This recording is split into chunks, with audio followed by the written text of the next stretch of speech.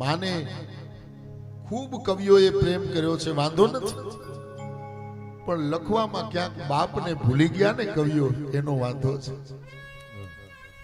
સંતાનને સાચવે ઈ માં છે, પણ માં અને સંતાન બેયને સાચવે ને ઈ બાપ છે. માં છે ને એના દીકરાને કાંખે ઉપાડે, કાંખે. શું કામ? એનો ભાવ એ હોય કે હું જ્યાંથી જોઉં છું ને ત્યાંથી મારો છોકરો જોઈ શકે. કાંખમાં ઉપાડે ને એટલે છોકરાનું મુખ માની હારવાર આવે. માનો ભાવ એ હોય કે હું જ્યાંથી દુનિયાને જોઉં છું ત્યાંથી છોકરો જોઈ શકે, પણ બાપ એના ખંભે બેહાડે. બાપની ઈચ્છા ઈ હોય કે મેં જે નથી જોયું ને દુનિયામાં ઈ મારો દીકરો જોવે. ઓ તારા સંતાપ ખંભે લઈ જગતના તાપ ખંભે. બહુ સરસ શબ્દ.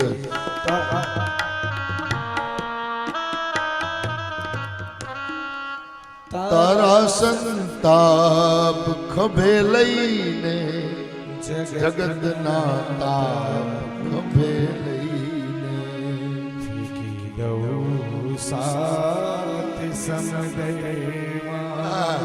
રાજભા ગઢવીનું લખેલું ભાવ છે. હજુ બાપ બેઠો છું, હજુ બાપ બેઠો છું. શું કહે છે કે તારે બધાય તકલીફોને લઈ અને ફૂકી દઉં સાત સમુદ્રમાં, હજુ બાપ બેઠો છું, હજુ હું બાપ બેઠો. ચિંતા ન કરતો, હજી હું બેઠો છું. બાપના મોઢેથી વારંવાર આ શબ્દ સાંભળવા મળે, બેટા હજી ચિંતા ન કરતો, તારો બાપ બેઠો છે ત્યાં સુધી ઉપાધિ ન કરતો. જગતના લોટથી લડવા તને ઘણી છીનથી ઘડવા. ઓ જગતના લોટથી લડવા તને ઘણી છીનથી ઘડવા. કરું ચેતન હું જડમાં, હજુ હું બાપ બેઠો છું, હજુ હું બાપ બેઠો છું.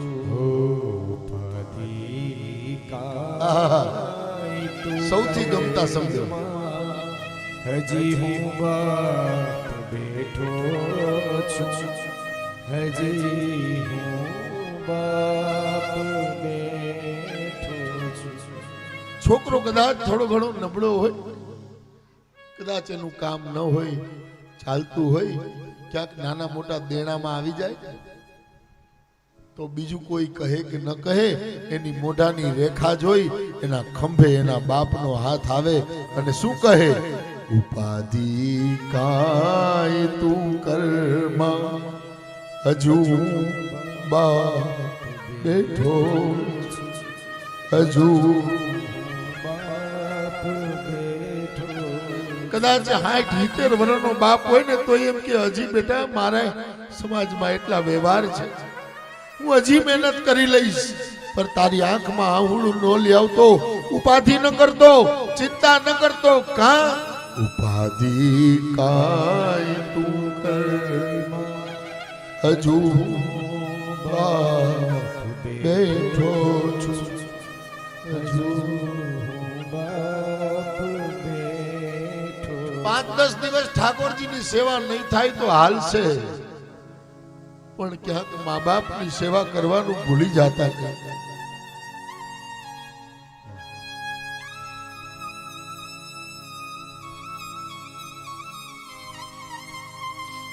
કથા બહુ સુંદર છે.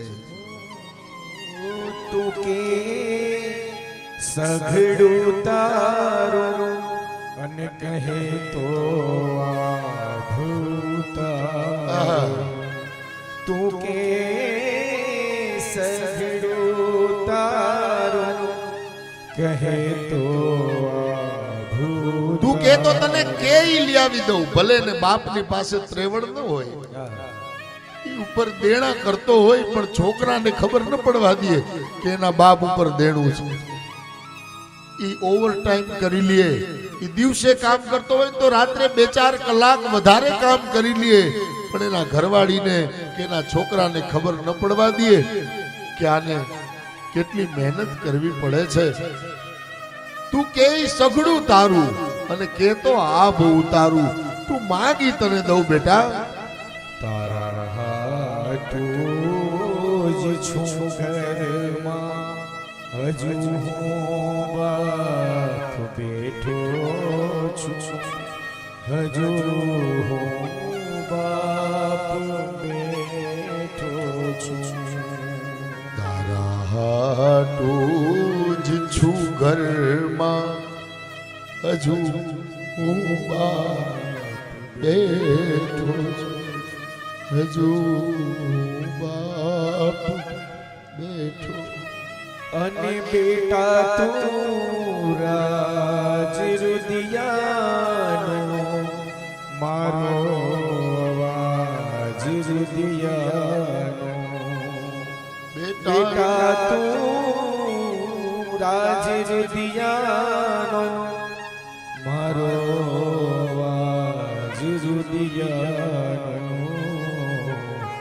મૂકું છું હાથ હું શેમાં, હજુ હું બાપ બેઠો છું, હજુ હું બાપ બેઠો છું. સાયરામભાઈ એક બહુ સરસ વાત કહેતા હતા કે બાપ જ્યાં સુધી હાજર છે ને ત્યાં સુધી એની સેવા કરી લેજો. ઈ ફોટામાં મઢાઈ ગયા પછી આળસુ બની જાય છે, પછી માથે હાથ નથી મૂકતો, પછી આળસુ થઈ જાય છે. એક વખત ફોટો ફ્રેમમાં વયો ગયો ને હાર પહેરાવાઈ ગયો, પછી કદાચ સાંભળે કે ના સાંભળે, પણ ઈ જ્યાં સુધી હાજર છે ને ઘરમાં ત્યાં સુધી એનું માની લેજો, ઈ કે એમ કરી લેજો. જીવનમાં જગતમાં કોઈ એવો જન્મો નથી જ્યાં સુધી બાપનું માનો ને ત્યાં સુધી તમારું કોઈ કાંઈ બગાડી શકે.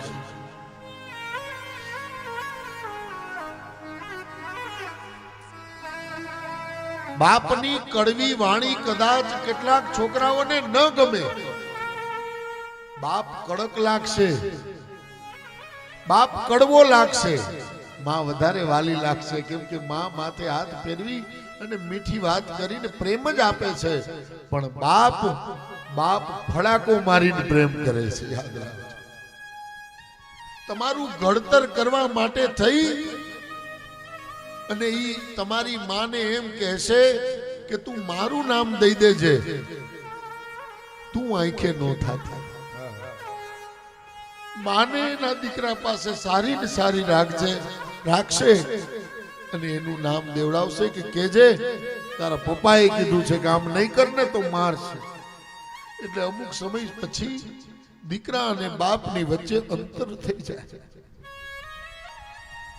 પછી દીકરો બાપની પડખે બેસે